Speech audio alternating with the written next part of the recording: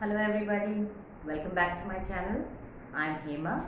I'm a counselor, I'm a motivational speaker, and I also do Reiki healing as well as tarot card reading.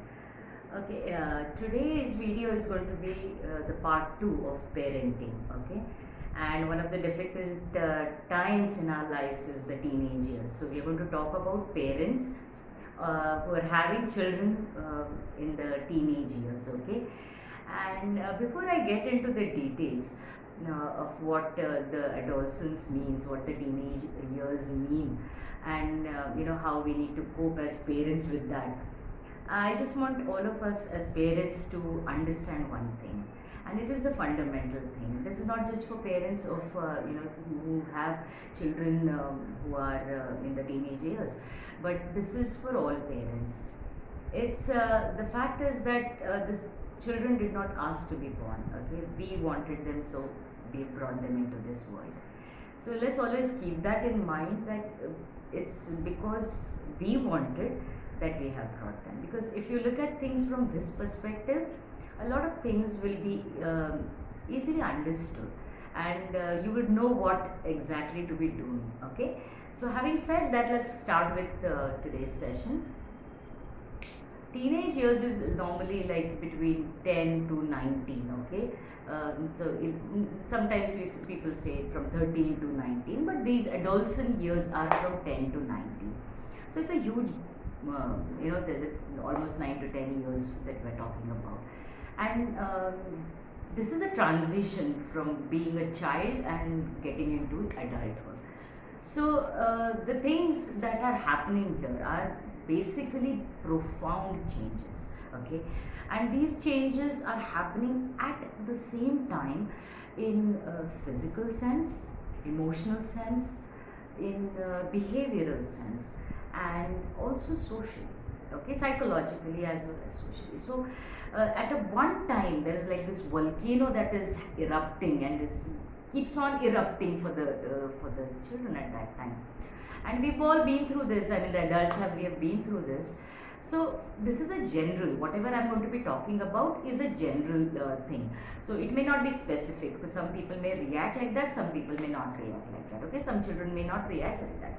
But on the whole, these are the few things that we need to keep in mind as parents. Okay, the first most important thing that is happening, and the difference between childhood and adolescence, is that physically they start growing a lot. Okay, so the physical development is happening at a very rapid pace. And this physical development is in the form of growing tall, maybe building up muscles, getting rounded in your figure. So these are changes which are external also, that people start noticing these changes. So these adolescents or teenagers become very conscious of their body at that time, the physical body. Okay, so the girls start hunching. So there's a lack of comfort in this new thing. There's a voice cracking, and feeling hoarse, and so body hair and all those things. So it's a physical development, because there's a hormones are at play and majorly. Okay, so they're playing havoc with not just the physical self, not havoc in that sense, it's helping them grow, of course, but these hormones also play a havoc with the way they are processing things, with the way they are looking at things, with the way they think, with the way they react. Okay, so this physical development, which is happening at such a rapid force or rapid speed, is definitely affecting the way they think. Okay, so the physical, the emotional aspect and the psychological aspect also gets very highlighted during this time. And normally children who are quiet may suddenly transform into a beast, kind of loud and aggressive kind of a behavior, and vice versa. Those who were like very brash or fun loving or outgoing may suddenly withdraw, may suddenly become very quiet, maybe suddenly want to be sitting alone and doing things alone. So this is just the reaction of the hormones hormones that is happening. Okay, so it's like there's not one particular thing that is happening, it's a collective things that are happening with the child at that moment. And it's also the way they want to socially isolate themselves, and definitely from the parents, because now they will not want to be tagged along to any functions that you normally probably were successful at doing, that you just take them along, and now they will not want to come. So they start looking out at their own age groups as their the peers, so they want to hang out with them socially. They don't find their parents cool anymore. So that is happening in the emotional and social kind of an aspect.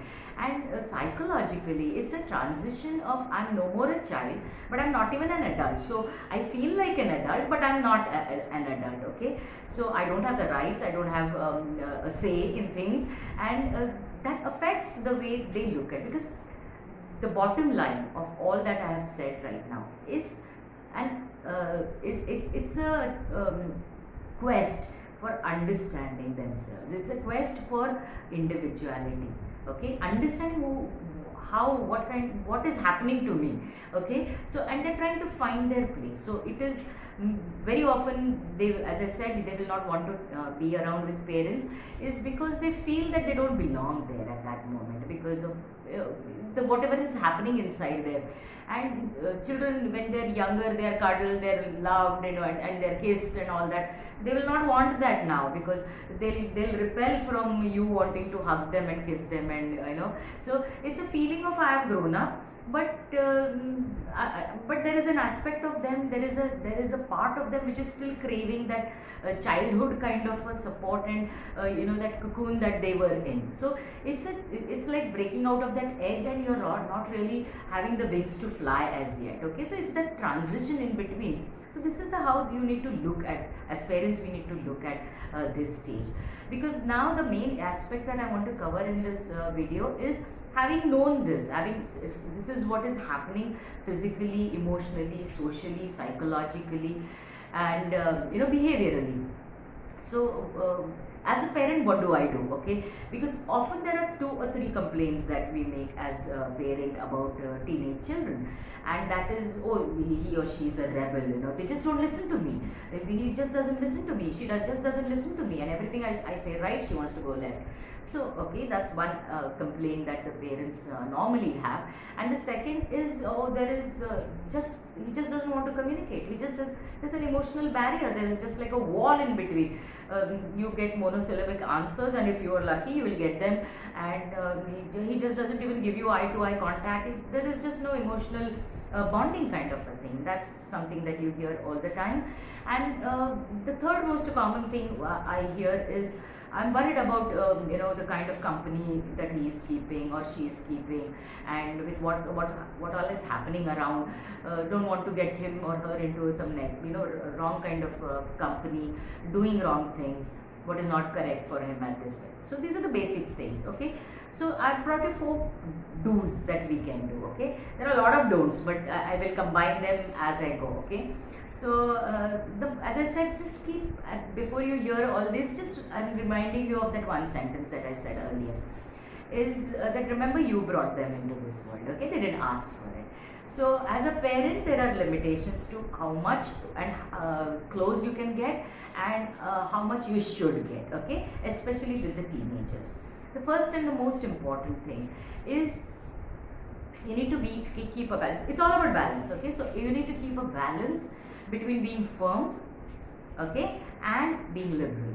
Okay, now you know your child the best. Okay, so take what resonates and leave what does not. Okay, so what I mean by being firm and at the same time being liberal is, there has to be some rules. There have to be some rules that they have to follow.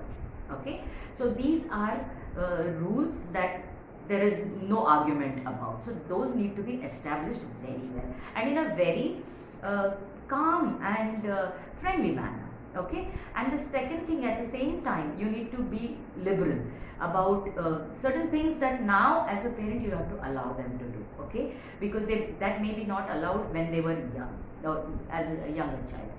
So what I mean is, I'll give you an example of both these things. The first thing is being firm is, like for example, there may be some children. This is not so much in India as yet, but we are getting there. Okay, so it may be that at 13 that they want to date. Now there are rules. Now that is not the age that you start dating, so you can put your foot down and say no, you cannot date till your whatever age that you have decided, that you cannot date till say 15, 16, 18, whatever you decide. Okay, so that needs to be very clearly and in a very friendly way, but in a firm way. Okay, communicated. That for example, if there is say you have allowed them to go somewhere with their friends, but then there needs to be very clear rules about curfew time and what time they have to return, and they have to give you a call when they reach, or whatever it is that you have worked out, whatever makes you feel comfortable and that your child is safe. Okay, they need to know those rules, and they have to be there as a parent. But then there are certain things that you have to understand, that now they want a little bit of freedom. Now they don't want to be under your watchful, hawkful eye. Okay, they don't want to be controlled. That's the most important thing, because as I said, they are feeling that they're adults, but they're not yet adults. So this communication is very important, that yes, you're allowed certain things because now you're growing up, but you're not yet completely, you're still in our care and you are still very young. So there are certain things that will not be allowed, and there will be certain things that will be allowed. So this is a very important learning for the parent. Okay, because as parents we need to be liberal now about certain things that we will allow them to do. Okay, and without making it sound like I'm doing you a favor. That's very important. Not to get into that patronizing tone and saying, okay, now you can do that, I'm allowing you to do that. No, not that way. Okay, what we mean is, okay, you do this, I want you to have fun, I want you to go out and enjoy yourself, but remember these are the rules and you have to stick by them, otherwise next time you will be grounded. Okay. The second thing a parent should be doing, and certain things not to be doing, is communication. Okay, because up till now the communication was you say and it is obeyed. Okay, because they are young, they don't understand, and even the tone of your what you are communicating is that, okay, now listen to me, this is how it has to be done and you have to do it, you're young. Okay, that's it, as a child. But now your tone has to change, the way you use your words has to change, your communication has to change. So what is it that has to, how does it have to be? It has to be friendly, but again at the same time maintaining showing them that you are in charge yet. Okay, so that is a fine balance, and as a parent you'll have to figure out what it is for yourself, because you know your child the best. So again, in the communication, I'll give you an example what I mean by that. See, this is the age when they don't like, there are some parents who want to be good and friendly with their children. The intention is very good and that is how it should be. But what happens is, it looks very artificial, suddenly parents who were like, normal, and now they've suddenly gone into being very pally and friendly with me, what's wrong and I don't like this, okay, so don't come and hug me in front of others. So these are the kind of communication, this is the kind of communication that the child will also be giving to you verbally or probably in a non-verbal way. Okay, that I don't like this, don't hug me in front of my friends, all that happens. So as a parent, I'll give you an example how a mother, she was a client of mine with a very it was a real handful, her son. He was around 13 or 14 at that age, okay, and she is a single parent, and her widow, husband had passed away, very difficult time for her as well as for the son, and he took it up very badly and he was not coping up with it very well.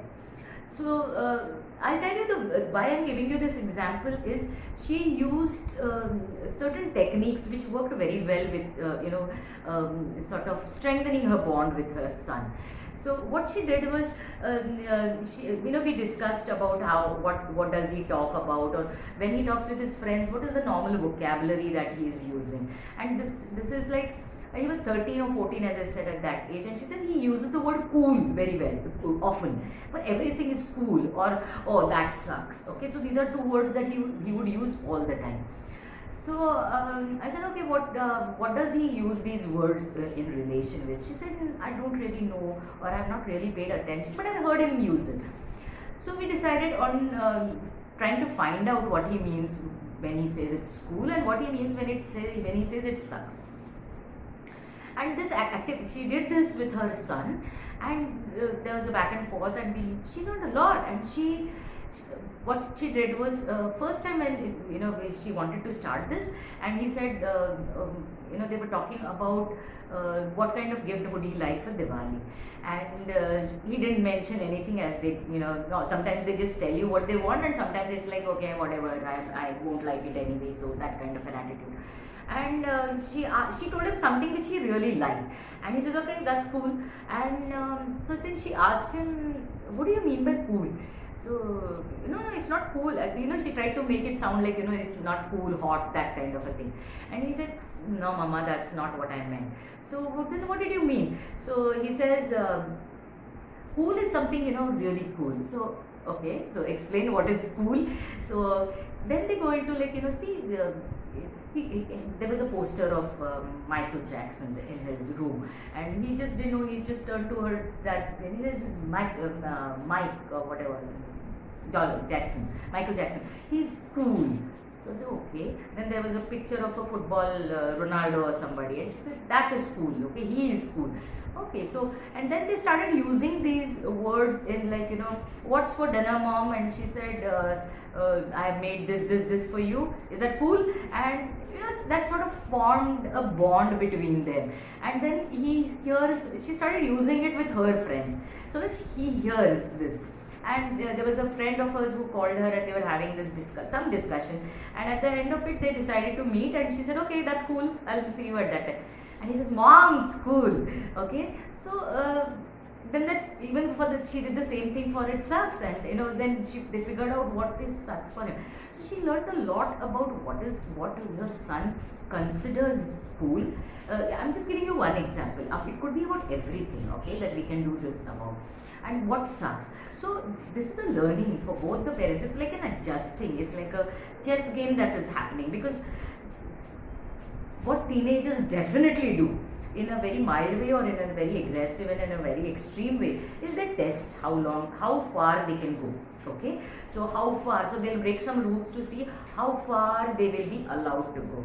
They'll do some things to see how far they will be tolerated. So those testing is forever. Okay, so this sort of can bridge the gap and create a nice bond. So without being overly friendly, like, hi, and I want to backslap your friends, and I want to be cool.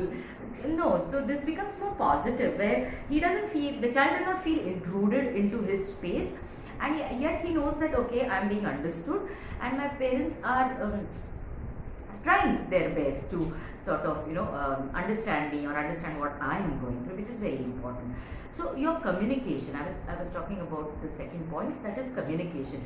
So your communication needs to be definitely very simple, to the point. Okay, so no going round and round and round the bushes, coming straight to the point, being firm about what you're saying. So what you use, the words you use have to be very clear, and they should not be aggressive words. Okay, and the tone has to be very, very soft, and it has to be, because when you're soft and you're firm, it is more effective than when you're loud and you're trying to make a point. Okay, so remember that as parents, you need to have a good communication with your children. So there are times when you can just be their age and use the kind of vocabulary that they use and make feel good, them feeling good that you understand. And at other times you need to get back into the parent role, where you need to be firm and in a very soft but gentle way also, but meaning what you are saying. Okay, and you keep your word. Otherwise, because they'll be testing you for that also. And the third most important thing is, you have to see this phase of adolescence is the gap between being a child and dependent on somebody, and then later on becoming independent. So you see, dependence is on one side and independence is on one side. So what is this phase?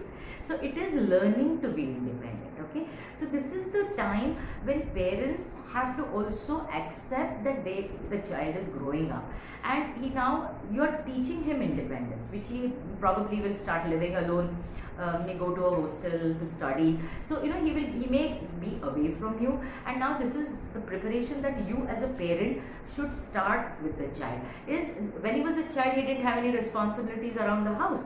Now as a parent, you need to start introducing small responsibilities that he is given, so that he starts he has to start sort of showing his commitment towards the house, to the family. So it could be any small thing that you start with.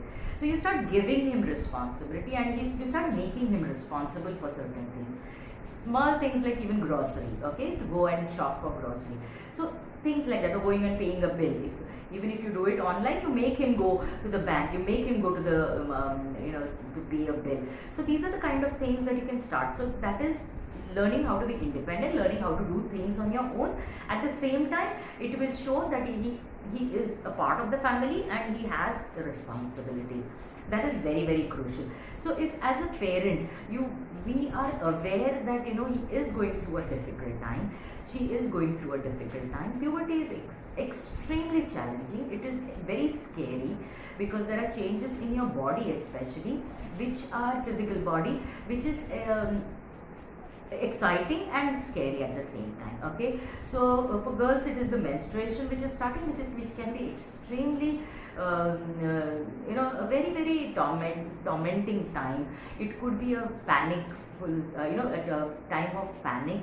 It could be a scary time. The same is for the boys. The kind of their bodily reactions are going to make them feel embarrassed, make them going to feel uncontrollable, that I'm not in control. So all those things we have gone on the other side. So and we may have taken it in our stride, and there are a lot of children, you're lucky if you have those kind of children who just take it in their stride and they just sort of move smoothly along out of this transition period. But there are a lot who go through this rebellious phase, who go through this withdrawn phase, who go through this I don't care about the world kind of a phase.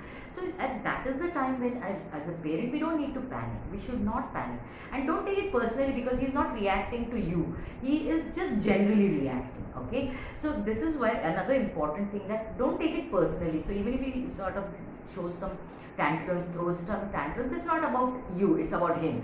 He is trying to cope up with all that is happening in his mind, because there are peer pressures take on more importance at this time than family. So peer to be accepted, as I said, he is trying to look for his identity, he is trying to look for his place there.